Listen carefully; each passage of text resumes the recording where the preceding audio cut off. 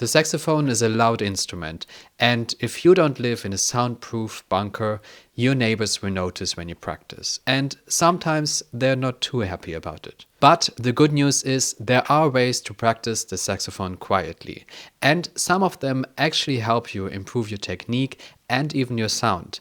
Let me show you how. Here come my top 4 ways of practicing the saxophone quietly and the pros and cons to each of those methods. On place 4 we have the Best-Brass Sax Mute. When I was studying, I lived in an apartment with paper-thin walls, and I had one of those to survive. Basically, it's a saxophone case with holes for your hands, a bit like a mobile practice booth. And you can buy one for the price of 500 euros or roughly $540. I eventually ended up selling my Sax Mute, so I can't show it on this video unfortunately, but let me tell you what I remember were the pros and cons of this. So the first pro of the Sax Mute was that it really reduced the volume of my saxophone. For my neighbors it was like me listening to music. It's also quite compact and transportable and much more affordable than if you buy a full practice booth. On the other side, a big con is that the case is quite heavy. So by now they also offer a stand that you can use to make it easier for yourself. Another negative point about this case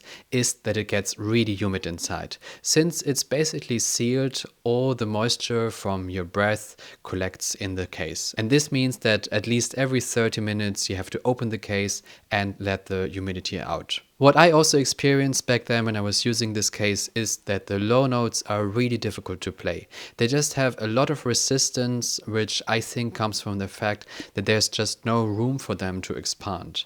And there is a tool that is delivered with the case which helps a bit, but it doesn't really solve the problem entirely. Another thing that I experienced is that the case really increases the resistance you feel when you play. And this might strengthen your muscles on the one side, but on the other hand, it makes it much more difficult to relax when you play. And since relaxation is really a key to become a good saxophone player, my advice would be, especially to beginners, to not use this case for too long at a time. On the third place of the best methods to practice quietly is the GEWA Sax Mute. And this is a completely different system that relies on a set of sponges. One sponge is for the mouthpiece, one for the neck, and 2 sponges together for the bell of the saxophone. And this method actually lowers the volume more than you think. Let me show you.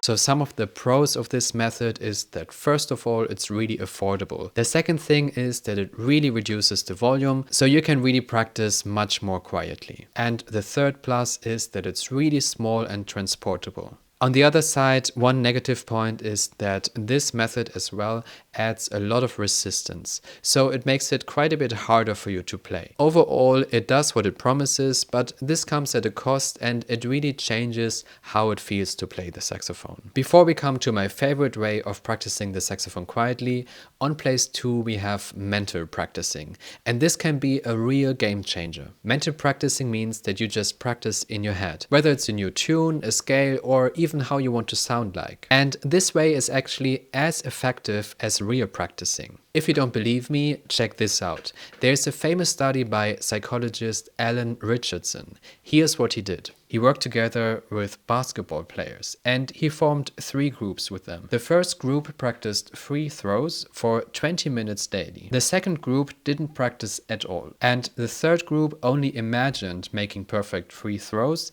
no actual practice, only mental practice. And after a month, group 1 improved by 24%. Group 2, no surprises there, didn't improve at all, of course, because they didn't practice, but group 3, they improved by 23%. Which is basically the same as those who physically practiced. From my own experience, I learned that mental practice can be sometimes even more effective than real practice, because there's no danger of just losing focus and starting to noodle around. So how you could start practicing mentally is just sit down with a piece of music that has a challenging section in it that you want to practice. Focus on this section and either take your instrument and move your fingers or completely imagine in your head how you practice this passage. So the pros of mental practicing are, first of all, it's 100% free. It's also extremely effective, sometimes even more effective than real practicing. And you're not going to develop any bad habits. Instead, it's even going to help you focus more when you practice. And the best thing, you can do it at day or night.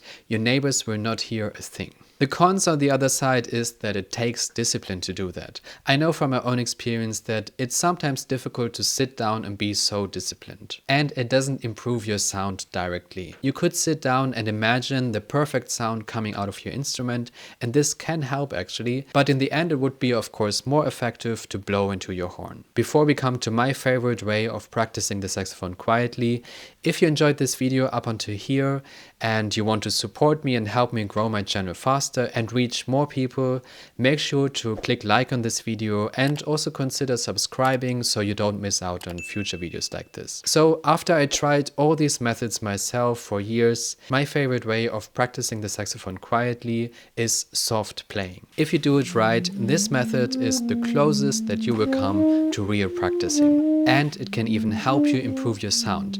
Let me show you how. To play really soft on your instrument, depending on your setup, you might need to switch to a softer reed. And if you want to use this chance to improve your sound, here's how you can do it. I call this exercise the hairdryer exercise. Let me demonstrate with a bebop line like this one.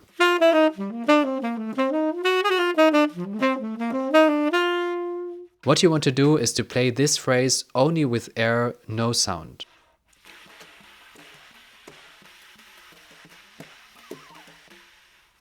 Make sure to repeat the phrase a few times only with air and try to produce a really warm, constant airflow, just like a hairdryer. What helps is the image that you warm up this part of the neck of your saxophone with your breath. After you've done this for a few times, try it with sound.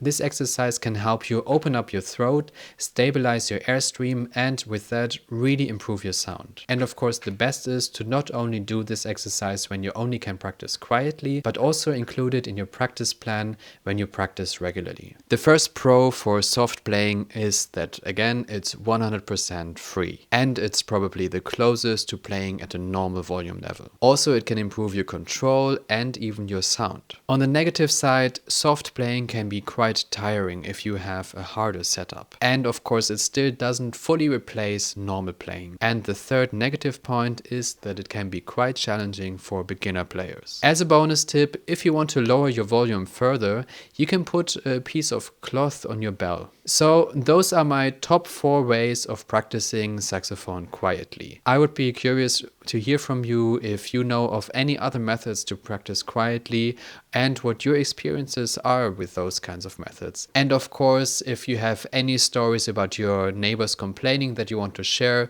you can do so under the video. So quiet practicing, as I mentioned, is a great chance to work on your finger technique. And if you're looking now for exercises to practice to improve your speed, make sure to check out this video next. Thanks for watching and see you next time.